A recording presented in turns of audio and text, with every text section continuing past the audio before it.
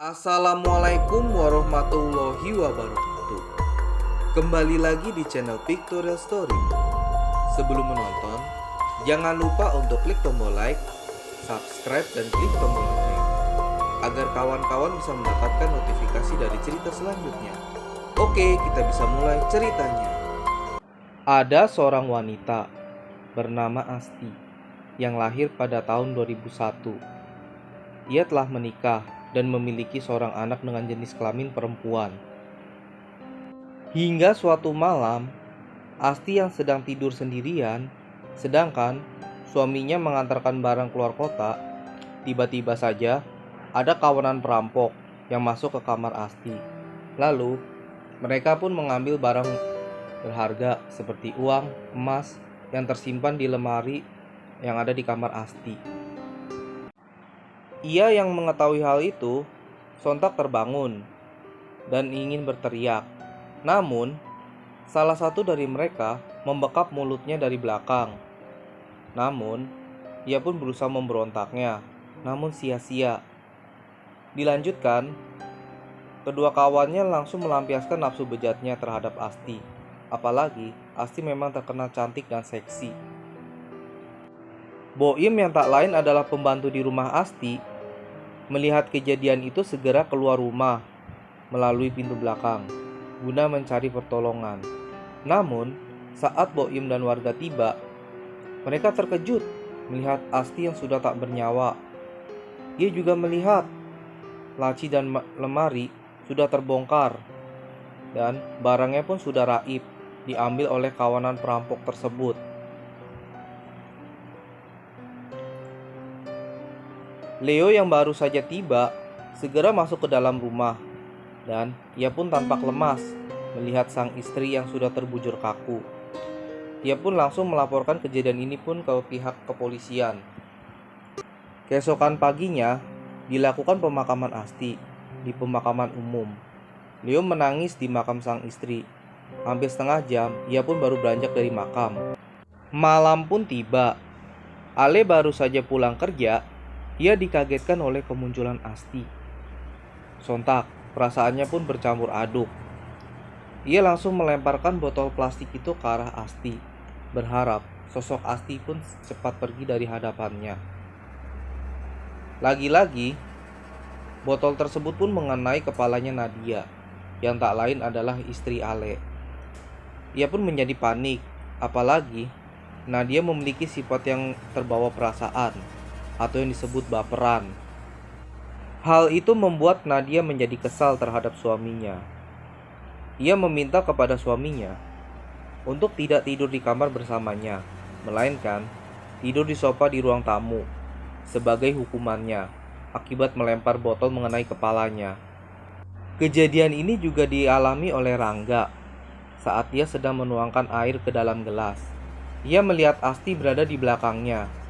Hal itu membuat dirinya bercampur aduk antara takut dan panik. "Hei Asti, ngapain kamu ada di sini? Cepat pergi sana. Kita kan udah gak ada masalah apa-apa lagi," ucap Rangga. Dilanjutkan menyiramkan air yang ada di dalam gelas. Tujuannya hanya satu, untuk mengusir Asti segera pergi. Namun, air tersebut mengenai baju Elis, yang tak lain adalah istri Rangga. Hal itu membuat Elis menjadi marah. Ia langsung menghukum Rangga, yaitu berjoget sambil mengucapkan permintaan maafnya kepada Elis sebanyak 60 kali. Bahkan Rangga dilarang. Keesokan harinya, Ale, Rangga, dan Panjul sedang nongkrong di warung kopi. Mereka bertiga membicarakan tentang Asti yang bergentayangan. Lalu Panjul pun berpendapat kalau Asti itu ingin meminta bantuan kepada Ale dan Rangga. Apalagi mereka berdua merupakan mantan kekasih Asti. Malamnya, mereka berdua ke rumah Leo untuk mengajaknya mencari pelaku yang membunuh istrinya. Namun, Leo menolak dan dirinya sudah melaporkan kejadian itu kepada pihak yang berwajib. Mendapati jawaban itu, mereka berdua berniat untuk mencarinya berdua saja. Namun, Leo melarangnya dan memintanya untuk bersabar dan menunggu kabar dari pihak yang berwajib. Maka dari itu, niat itu pun terurung. Saat mereka sedang asik mengobrol, terdengar suara orang yang berteriak meminta tolong. Hal itu membuat mereka menjadi penasaran. "Siapa tuh yang berteriak-teriak minta tolong?" ucapnya. Mereka pun lekas menuju ke sana. Rupanya, itu adalah Dana. Ia mengaku kalau dirinya terlibat dalam perampokan dan pembunuhan Asti. Ia juga meminta maaf kepada Leo. Dan mereka bertiga membawa Dana ke kantor polisi. Pak Ijo, yang tak lain adalah rekan Dana, juga memutuskan untuk menyerahkan diri kepada pihak kepolisian. Ia mengaku kalau dirinya juga ikut terlibat dalam pembunuhan Asti. Hal itu dilakukan karena dirinya merasa menyesal atas kejadian ini.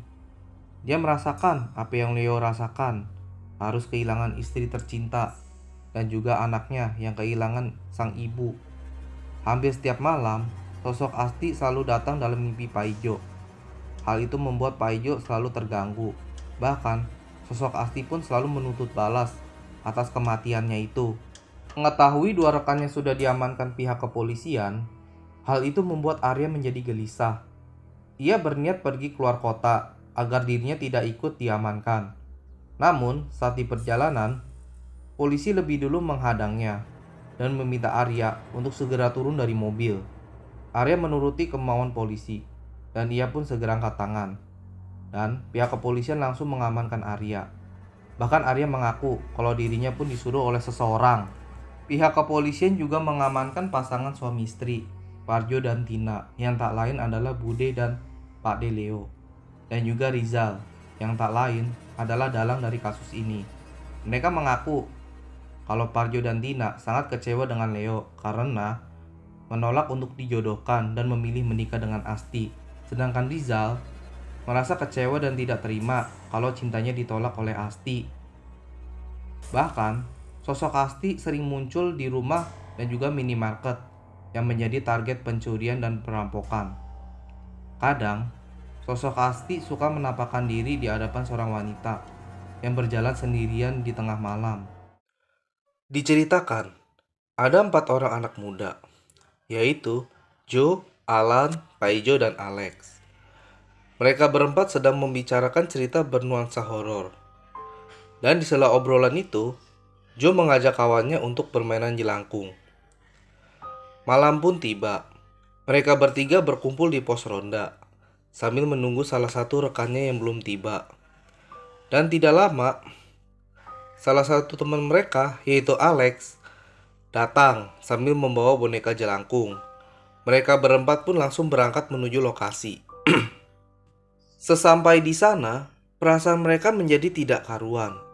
Karena lokasi yang mereka gunakan adalah rumahnya Asti, yang tak lain adalah korban perampokan dan pembunuhan. Semenjak kejadian itu, keluarganya memutuskan untuk mengosongkan rumah tersebut. Dengan suasana yang gelap dan hanya penerangan menggunakan lilin, mereka semua pun memegangi boneka jelangkung. Lalu diucapkannya mantra-mantra, yaitu untuk memanggilan arwah yang ada di dalam rumah itu, secara bergantian juga. Dan pada akhirnya, boneka itu pun bergerak dengan sendirinya. Alex coba menahan boneka tersebut, namun boneka tersebut pun sangat kuat. Lalu dibantu dengan Pak Ijo.